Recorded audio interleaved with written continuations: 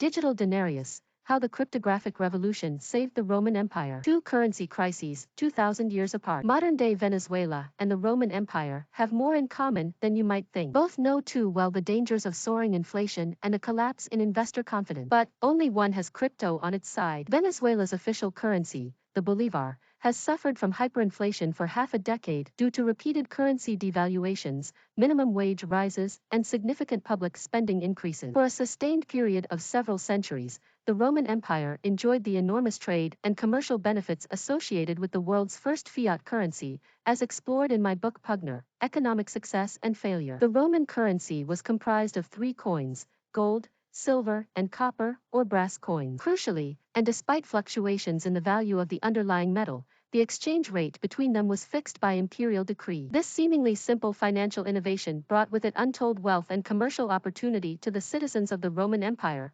leading to the transition of ancient Rome from an empire dependent largely on the spoils of war and imperial conquest to one founded on trade, commerce, and free enterprise. Just as with modern currencies, it was underpinned by a sophisticated banking system, which allowed goods to be bought and sold without the physical transfer of tons of precious metal. Most of their money was also like ours, created by banks out of thin air when they made loans. Just like modern economies, the majority of Rome's money supply was held in bank deposits rather than cash in circulation. Though modern-day electronic transactions are faster, whether you use a graphics card or a horse and cart, the process is much the same. Much like modern-day Venezuela, irresponsible public spending and currency debasement in the empire led to soaring inflation, a collapse in investor confidence, and an abandonment of the consumer trust that underpinned the exchange rate innovation. But if the Romans, paralleling the citizens of Venezuela today, traded in their aureus for ether, or if the government had set up a digital denarius, could the empire have survived? Related, gold,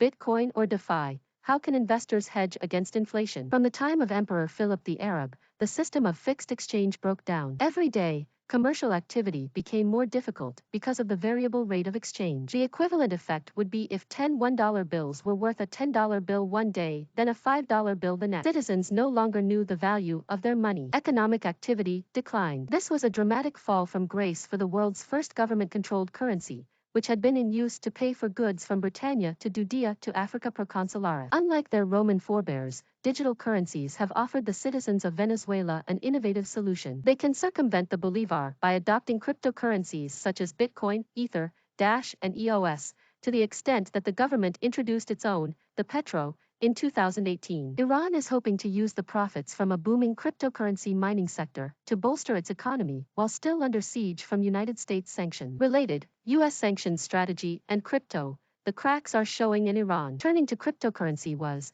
despite the many technological and societal advancements they made, not an option available to the Romans. Instead, the Roman currency collapse led to a decline in economic activity, delivering economic destitution to once prosperous regions and triggering the start of a long and slow economic decline from which it would never truly recover. Cryptocurrency would also have relieved the Romans of having to maintain a mint as well. It eventually became more and more difficult for the Romans to source the gold and silver to make new coins, so the government cheated by increasing the amount of base metal. This led to inflation, which eventually made people lose trust in the money they held. The breakdown in trust was worsened by a civil war in 193 AD that led to key currency reforms, which had centralized control of the currency being abandoned. Once that control was lost, manufacturing and trade went into decline. Like Venezuela, soaring inflation, a loss of confidence in government, and civil unrest led to a collapse in the banking system and, finally, full-scale economic collapse. But, unlike the Romans, the decline of centralized currency offers a possible route out of economic decline for Venezuela,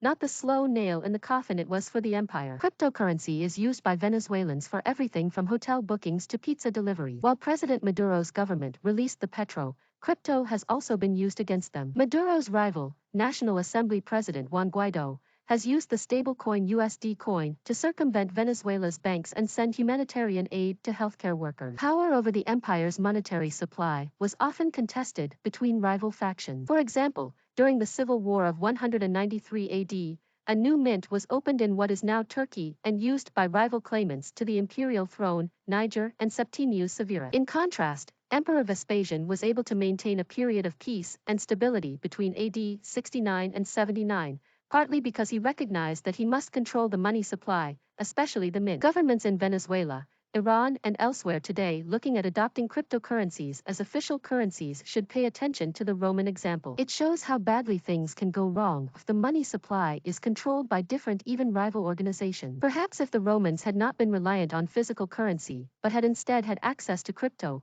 maybe it would not have been destabilized by economic collapse and infighting. If so, maybe today the people of Venezuela would not be using Bitcoin or Ether, but instead a digital currency inherited from the time of Nero and Vespasian.